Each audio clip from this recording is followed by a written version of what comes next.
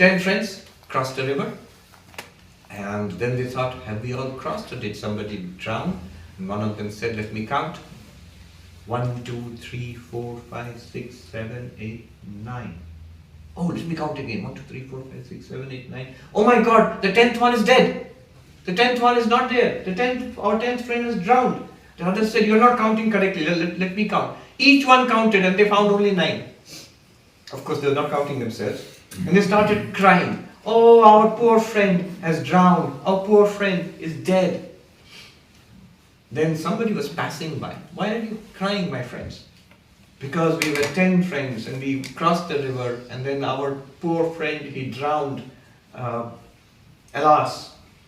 How do you know he drowned? Well, because we counted. There are only 9 of us left now. How do you know there are only 9? We counted.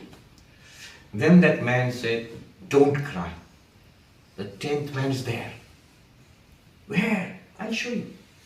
See, at this point, religion comes, spirituality comes, Vedanta comes, and says there is an ultimate reality. Call it God, Atman, Brahman, something is there which will solve all your problems. If you don't know where, I'll tell you. I'll show you. But relax. Okay, show us. Say, count. They've already counted. No, count again. Humor me. And so one of them starts counting. 1, 2, 3, 4, 5, 6, 7, 8, 9. I told you 9.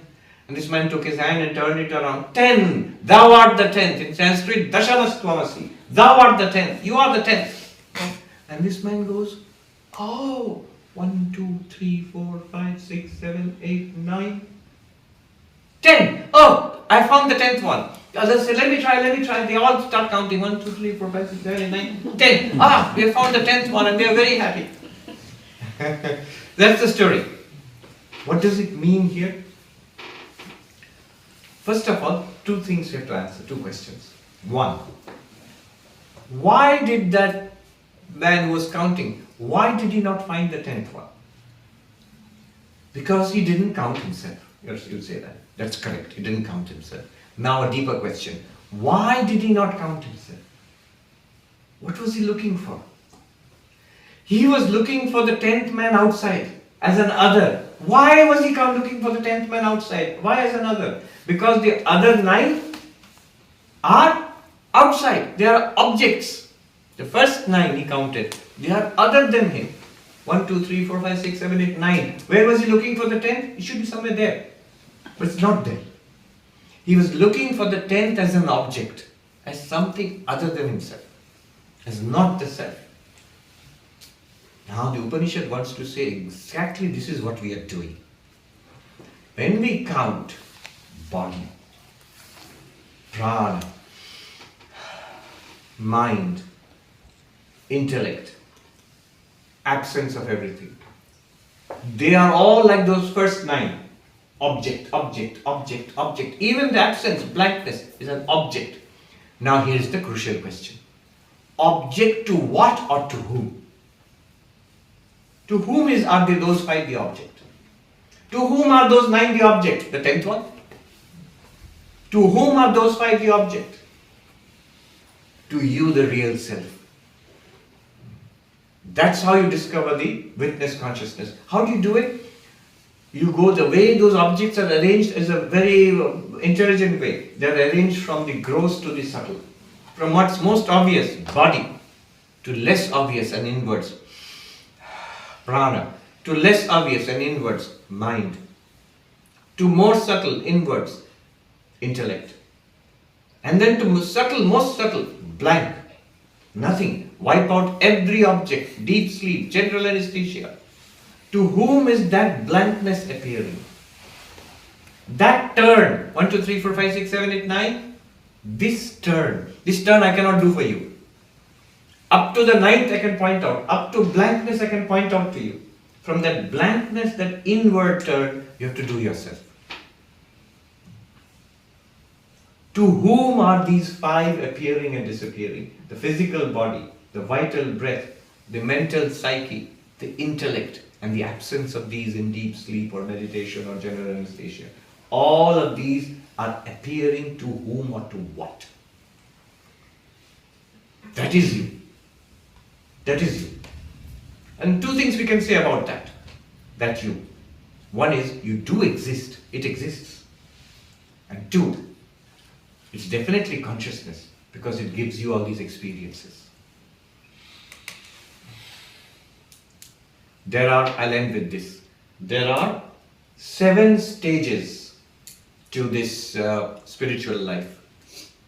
In the book Panchadashi, Vidyaranya Swami points out 7 stages to this non-dual path, using this parable. Very nicely he pointed out 7 stages.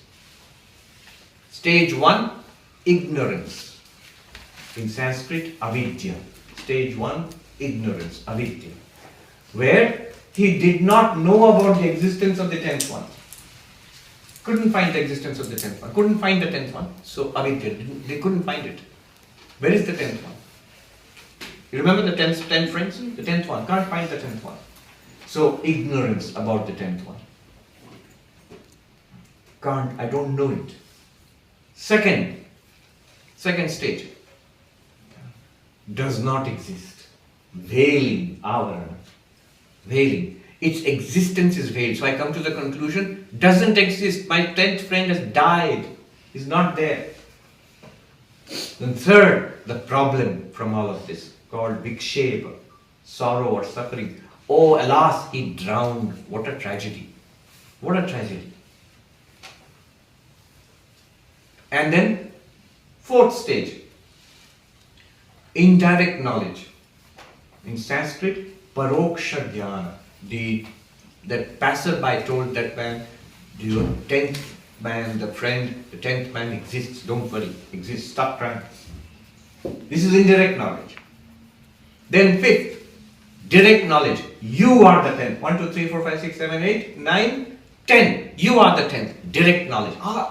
Oh, I am the 10th. That's the 5th. 6th, dukkha nivritti, cessation of sorrow. That I was crying and weeping, my 10th friend, my poor friend has died. No, it's gone. And 7th, simultaneously, ananda prapti, joy, fulfillment. 7 stages. You apply to yourself. First, I don't know my real nature. What do you mean you don't know your real nature? Already you have completed the 5 levels of analysis. Physical body, I am not. Vital, I am not. Mental, I am not. Intellectual, I am not. The absence of all of those also, I am not. So, I don't know who I am. My real nature, I don't know. And as a result of that, it seems that it doesn't exist. This Atman, Brahman, pure consciousness does not exist. And what's my state now? Error. I am the body, I am the mind, then I'm caught in samsara in life. I'm getting old, I shall die, people are not nice to me, I am not rich, I am not maybe successful enough, I have so many problems, and this is all that sorrowing, unhappiness.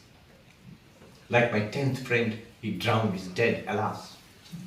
Then the 4th stage, Vedanta comes and tells you, wait, don't be afraid.